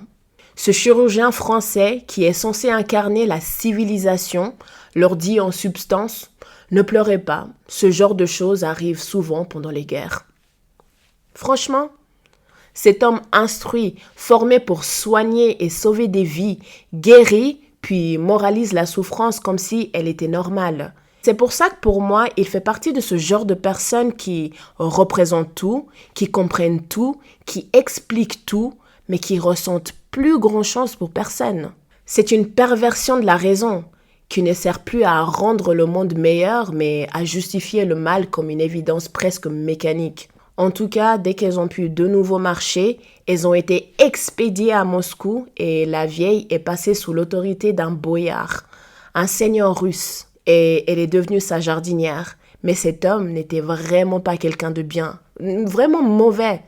Il lui donnait 20 coups de fouet chaque jour pour je ne sais quelle raison. On ne nous explique pas, mais j'imagine que c'est juste parce que c'est une pourriture en fait. Heureusement qu'au bout de 2 ans, ce même seigneur a été roué de coups en place publique avec une trentaine d'autres boyards à la suite d'une affaire politique à la cour. La vieille en a tout de suite profité pour s'enfuir, traversant toute la Russie. Elle a travaillé comme serveuse dans plusieurs tavernes, d'abord à Riga, puis à Rostock, Wismar, Leipzig, Kassel, Utrecht, Leyde, La Haye et puis finalement Rotterdam. Et n'ayant plus que la moitié d'un derrière et se souvenant toujours qu'elle avait été la fille d'un pape, je pense que la combinaison de toutes ces tragédies l'a fait sombrer dans une profonde dépression. Le genre de dépression qui lui a souvent donné envie de se donner la mort au moins 100 fois. Mais heureusement pour elle, elle aimait encore la vie malgré tout ça. Son attachement à la vie était certainement l'une des faiblesses humaines les plus terribles. Elle se demandait s'il existait quelque chose de plus absurde que de continuer à porter un fardeau qu'on voulait sans arrêt rejeter. Comment détester sa propre existence tout en refusant d'y renoncer? Est-ce que ce n'était pas insensé de continuer à caresser le serpent qui nous dévore jusqu'à ce qu'il finisse par nous manger le cœur? Ici, la vieille ne se contente pas juste d'expliquer pourquoi elle a survécu en fait. Elle met le doigt sur une contradiction universelle. On s'accroche à la vie même quand elle nous détruit. Elle voit la vie comme un serpent qui la dévore. Et pourtant, elle continue à le caresser parce que l'être humain préfère encore souffrir plutôt que de disparaître. Et là, je pense que Voltaire soit en train de nous montrer que notre instinct de survie est plus fort que notre raison, plus fort que la douleur et plus fort encore que la logique elle-même. Au cours de ses voyages et dans les tavernes où elle avait travaillé, elle avait rencontré beaucoup de gens qui en avaient eu assez de vivre. Pourtant, elle n'en connaissait que 12 qui s'étaient réellement suicidés. On parle ici de 3 Noirs, 4 Anglais, 4 Genevois et un professeur allemand appelé Robeck. Puis elle a fini par devenir servante chez le juif Don Issachar, qui l'a mise au service de la jeune baronne Cunégonde. Et c'est là où je me dis qu'elle trouve enfin un peu de répit parce que et s'est tellement attachée à Cunégonde qu'elle a même commencé à se préoccuper plus de sa vie que de sa propre vie à elle, en fait. Mais c'est vrai qu'elle ne lui aurait sans doute jamais confié l'ensemble de ses malheurs si Cunégonde ne l'avait pas un peu poussée, hein. Et si sur un bateau, les passagers n'avaient pas l'habitude de raconter leurs histoires pour passer le temps. C'est peut-être pour ça qu'à la fin de son histoire, elle conseille à Cunégonde, pour tromper l'ennui, de demander à chaque passager de raconter sa propre histoire, tout en ajoutant que s'il existait, ne serait-ce qu'une seule personne à bord qui n'avait jamais détesté sa vie ou ne s'était jamais crue la plus malheureuse du monde, alors elle accepterait d'être jetée à la mer la première. J'ai l'impression que le fait d'avoir pu enfin raconter son histoire de A à Z, elle se sent sûrement plus légère et ne cherche plus à entrer en compétition avec Cunégonde, ni à prouver qu'elle a souffert plus que les autres. Et je pense aussi qu'en proposant à Cunégonde et à Candide de demander à chaque passager de raconter sa propre histoire, elle élargit brusquement le cadre. On ne parle plus d'une souffrance individuelle, ni même de 2 ou même de 3 destins exceptionnels, mais de la condition humaine dans son ensemble. La douleur n'est plus un concours, ni un classement, ni même une hiérarchie. Elle devient une expérience partagée. Chacun a son histoire, chacun a son malheur, et chacun a eu au moins une fois le sentiment d'être la personne la plus malheureuse du monde. Et quand elle ajoute que s'il existe ne serait-ce qu'une seule personne à bord qui n'a jamais détesté sa vie ou ne s'était jamais crue la plus malheureuse de toutes, alors elle accepterait d'être jetée à la mer la première. Ce que je comprends par là, en fait, c'est que Voltaire utilise une ironie très forte, étant donné que cette personne n'existe pas. Parce que dans un monde logique, dans un monde dans lequel on vit, dans la réalité, cette personne n'existe pas. C'est pas une provocation ni une posture théâtrale, c'est une certitude, un fait. Voltaire suggère que la souffrance est toujours vécue comme absolue par celui qui la ressent. Elle ne cherche plus à dominer la souffrance des autres, mais à la mettre en circulation. Raconter, écouter, partager, ça devient une manière de supporter l'ennui, mais surtout une manière de survivre. Parce que c'est vrai, du moins pour ceux qui l'acceptent, que nous nous croyons presque tous, à un moment ou à un autre, les plus malheureux du monde. Après avoir écouté l'histoire de la vieille, Cunégonde la remercie avec toute la politesse due à une personne de son rang et de son mérite. Puis elle accepte sa proposition et invite chaque passager à raconter ses propres aventures. Et peu à peu, Candide et elle sont obligés de reconnaître qu'elle avait eu raison en fait. Ils ne sont pas du tout les seuls à avoir souffert. Et leurs malheurs ne sont pas plus grands que ceux des autres en fait. Et donc grâce aux passagers qui ont accepté l'offre de raconter leurs propres histoires, le voyage commence enfin à sembler court. Et avant même qu'ils s'en rendent compte, les voilà qui abordent à Buenos Aires, capitale du gouvernement de Rio de la Plata. Aujourd'hui, capitale de l'Argentine. Cunégonde, le capitaine Candide et la vieille décident de se rendre chez le gouverneur, Don Fernando d'Ibarra y Figueira y Mascarenes y Lupurdos y Souza. Je sais même pas si je l'ai bien prononcé, ce nom est long. Bref, un seigneur avec une fierté à la mesure d'un homme qui porte autant de noms. Il a l'habitude de parler aux hommes avec le dédain le plus solennel. Il porte le nez si haut, élève la voix avec une dureté impitoyable, prenant un ton si imposant et affecte une démarche tellement altère que tous ceux qui le saluent sont presque tentés de le battre. Son nom interminable suffit déjà à annoncer sa vanité. Et chez Voltaire, ce défilé de titres n'a rien d'innocent. Il sert à dénoncer l'absurdité d'une noblesse qui se construit plus sur la longueur de son nom que sur la valeur réelle de son caractère. À mon avis, Voltaire utilise l'exagération et le comique de répétition du coup pour transformer ce gouverneur en caricature vivante. Un homme persuadé que son rang lui donne le droit d'écraser les autres. Mais, ironie du sort, il inspire moins le respect que l'envie de lui donner un coup de poing.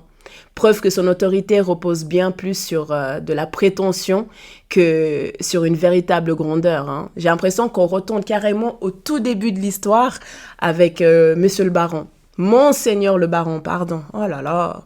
Et je pense aussi qu'il s'agit là pas seulement d'une critique de la vanité de certains nobles, mais aussi de l'arrogance de pouvoirs coloniaux et de la comédie sociale du prestige. Le gouverneur Don Fernando d'Ibarra aime les femmes à la fureur, d'une passion excessive, presque prédatrice. On apprend que quand il voit Cunégonde, c'est comme s'il n'avait jamais vu une femme aussi belle qu'elle. Et avec une telle réputation, il ne perd pas du tout de temps et demande tout de suite si Cunégonde est la femme du capitaine, et donc la femme de Candide. Cette question, plus inquiétante qu'elle en a l'air, trouble tellement Candide qu'il commence à trembler. Le truc, c'est qu'il ne peut pas dire qu'elle est sa femme, étant donné qu'elle ne l'est pas. En tout cas, pas encore, pas pour le moment. Et il ne peut pas non plus dire qu'elle est sa sœur, même si son mensonge avait été admis chez les anciens et pouvait quand même être utilisé chez les modernes. Voltaire insiste ici sur la nature profonde et naïve et morale de Candide. Son âme est trop droite pour trahir la vérité, même quand le mensonge pourrait le protéger. C'est un passage qui révèle une opposition fondamentale entre deux façons d'exister dans le monde. Alors, d'un côté, on a le gouverneur, guidé par un désir brutal et sans frein, incarne la violence des puissants, de ceux qui en imposent leur volonté par instinct et par privilège, sans jamais s'embarrasser de morale. Et de l'autre côté, Candide, dont la droiture naïve le rend presque fragile. Il reste prisonnier d'un idéal appris mais totalement inadapté, complètement incapable de manier les codes d'un monde qui ne récompense ni sincérité ni transparence. Pour moi, Voltaire souligne ici une vérité plutôt amère. Dans une société dominée par la force, l'intérêt et la ruse, l'honnêteté n'est plus du tout une vertu triomphante en fait. C'est un handicap social surtout. La candeur de Candide, loin de l'élever, l'expose au danger, comme une lumière trop faible pour éclairer le chaos qui l'entoure. Mais bon, il prend quand même son courage à deux mains et prononce ces mots. « Mademoiselle Cunégonde doit me faire l'honneur de m'épouser, et nous supplions votre Excellence de daigner faire nos noces. » En entendant ça, le gouverneur Don Fernando d'Ibarra relève sa moustache, sourit avec une froide ironie et ordonne au capitaine Candide d'aller faire la revue de sa compagnie. Ça me fait un peu sourire parce que je pense que le détail de la moustache, c'est pas vraiment un choix esthétique, mais plutôt une manière ironique de désigner le pouvoir masculin, réduit ici à un signe extérieur et un peu grotesque. Pendant que Candide est retenu ailleurs, le gouverneur reste seul avec Cunégonde. Alors, il lui avoue, dans le plus grand des calmes en plus, qu'il la désire. Mais pas que, hein. Sans forcément lui demander son avis, il lui dit que dès le lendemain, il l'épousera publiquement devant l'église, ou d'une autre manière. Ça dépendra de ce que ses charmes décideront. La pauvre baronne se retrouve prise au dépourvu. Elle est complètement troublée. Alors, pour essayer de gagner un peu de temps, elle lui demande un quart d'heure pour se recueillir. Ça lui laissera le temps de réfléchir et surtout de consulter la vieille sur la décision qu'elle doit prendre maintenant. Alors elle lui dit « Mademoiselle, vous avez 72 quartiers et pas une obole. Il ne tient qu'à vous d'être la femme du plus grand seigneur de l'Amérique méridionale, qui a une très belle moustache. » Et puis elle lui rappelle tout ce qu'elle a déjà subi. Vous avez été violée par les Bulgares. Un juif et un inquisiteur ont eu vos bonnes grâces. Les malheurs donnent des droits.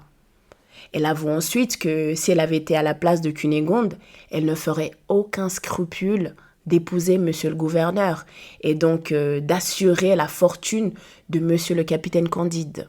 Et alors que la vieille parle avec toute la prudence que l'âge et l'expérience donnent, voilà qu'un petit vaisseau entre dans le port.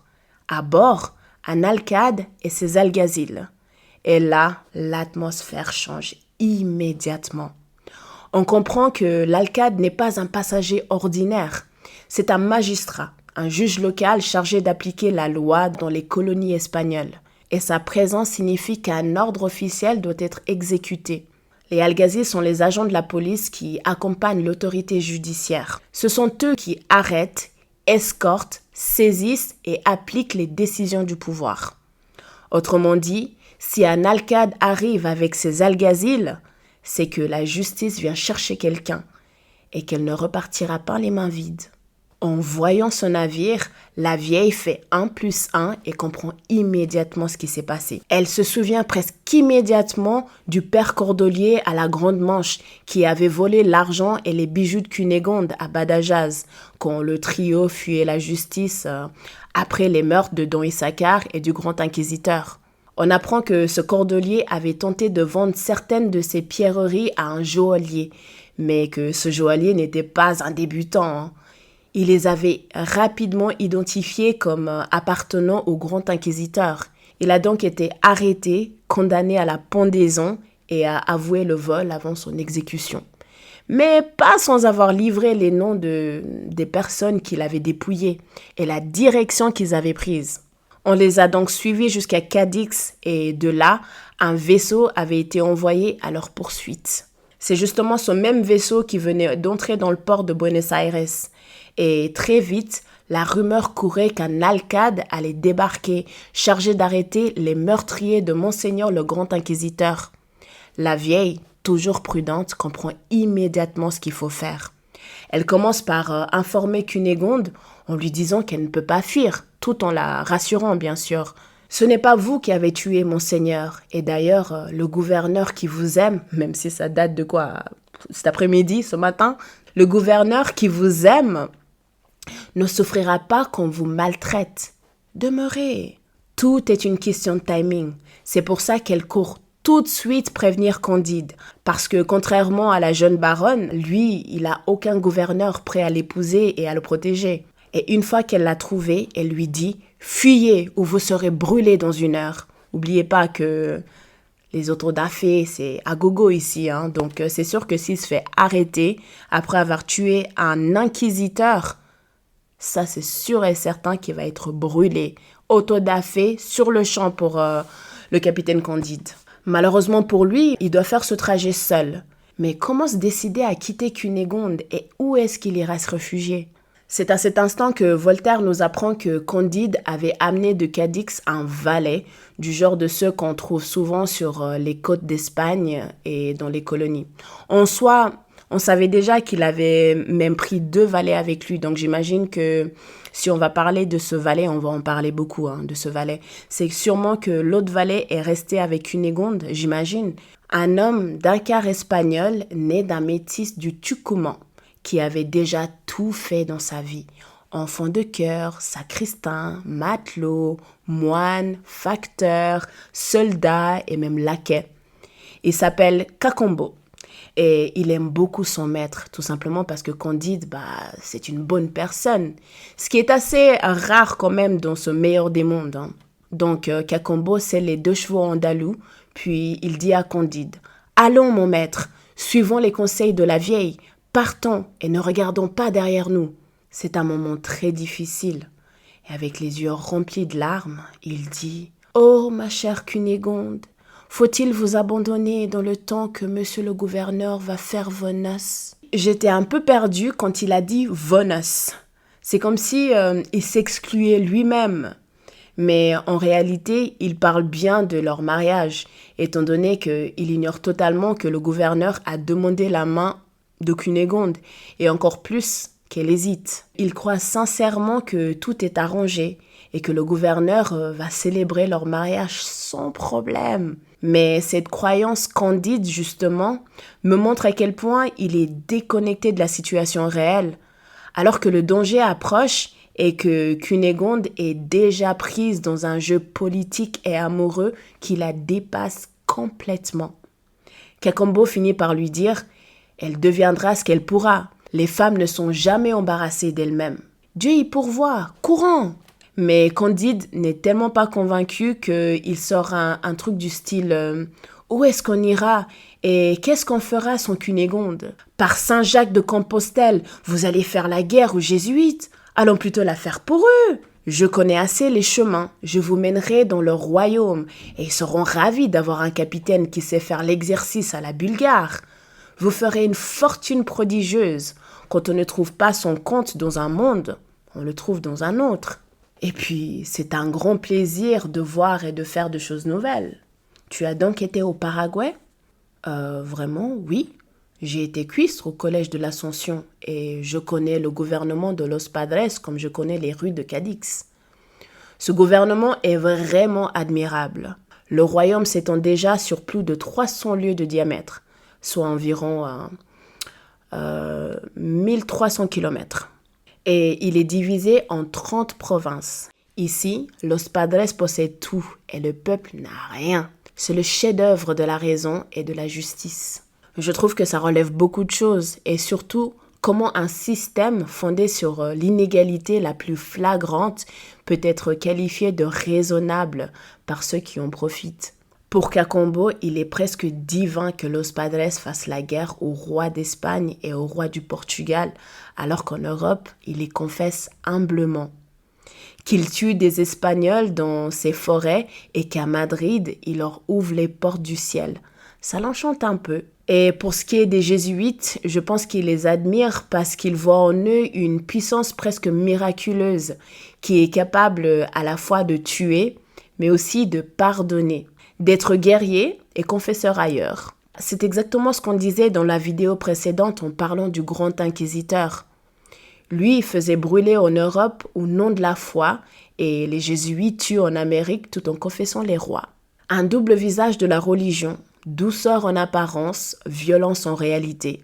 Et dans les deux cas, Voltaire montre comment l'autorité religieuse se transforme en pouvoir politique violent et arbitraire. C'est donc comme ça que Candide se retrouve contraint à s'enfuir, parce que entre la potence et l'exil, il n'y a pas d'hésitation possible. Maintenant guidé par Cacambo, il quitte Buenos Aires, emportant avec lui ses larmes, sa fidélité et puis cette conviction fragile, espérant que quelque part ailleurs, tout finira peut-être par s'arranger. Une fois arrivé à la première barrière, Cacambo annonce à la garde avancée qu'un capitaine demande à parler à Monseigneur le commandant. Au bout d'un moment, un officier paraguayen court au pied du commandant et l'informe. Par mesure de sécurité, ils sont tous les deux désarmés et on s'empare aussi de leurs 2 chevaux andalous. Un sergent leur dit qu'il faut attendre et leur fait savoir que le commandant, qui est aussi appelé le révérend père provincial, ne peut pas leur parler, qu'il ne permet à aucun Espagnol d'ouvrir la bouche qu'en sa présence, ni qu'on reste plus de 3 heures dans le pays. Mais après avoir demandé où se trouve ce révérend père provincial, le sergent répond à Cacambo qu'il est à la parade après avoir dit la messe. Et je cite, « Vous ne pourrez baiser ces éperons que dans 3 heures. » Il y a un truc avec ce 3 heures. Hein. On peut baiser ces éperons que dans 3 heures et en plus de ça, on peut rester dans le royaume pas plus de 3 heures. Je vais faire mes petites recherches. Il y a sûrement une raison de ce 3. Pour l'instant, je ne sais pas. Une fois l'information prise, il se hâte vers son commandant pour lui en faire part. « Dieu soit béni! Puisqu'il est allemand, je peux lui parler. Qu'on le mène à ma feuillet !» Je me suis dit que cette réaction est là pour nous montrer que le révérend père provincial ne refuse pas les étrangers en soi, mais seulement ceux qui pourraient représenter une menace politique, les Espagnols en particulier. Et donc, ce n'est pas parce que Candide est européen qu'il accepte de le voir. D'ailleurs, c'est pas pour rien qu'il lui a fait attendre, parce qu'il pensait qu'il était espagnol. Mais parce qu'il est allemand et du coup perçu comme inoffensif. Alors, Candide est conduit dans un cabinet de verdure orné d'une très jolie colonnade de marbre, vert et or, et de treilhages qui renferment des perroquets, des colibris, des oiseaux-mouches et tous les oiseaux les plus rares. On peut aussi apercevoir un très beau déjeuner servi dans des vases d'or. Alors que les Paraguayens mangent du maïs dans des écuelles de bois en plein champ à l'ardeur du soleil. Puis Voltaire nous décrit le révérend père provincial. C'est un très beau jeune homme avec un visage plein. Il est assez blanc, haut en couleur, le sourcil levé, l'œil vif, l'oreille rouge, ne me demandez pas ce que ça veut dire, les lèvres vermeilles avec un air fier, mais d'une fierté qui n'est ni celle d'un Espagnol, ni celle d'un Jésuite. Petite parenthèse les amis, et je pense que c'est la dernière parenthèse que je vais faire dans cette vidéo, mais quand Voltaire écrit cette dernière phrase qui, selon moi, semble codée et qui fait aussi un peu sourire, je me dis que c'est sûrement une manière subtile d'indiquer que ce jeune homme ne correspond absolument pas à ce qu'il prétend être en fait. Que cette fierté vient d'ailleurs, peut-être d'une éducation noble, d'un rang social élevé, en tout cas d'un passé qui n'a rien à voir avec la vie religieuse. Pour moi, en tout cas, cette description est un indice. Ce révérend père provincial, si beau et si fier, n'est pas un jésuite ordinaire. Et donc,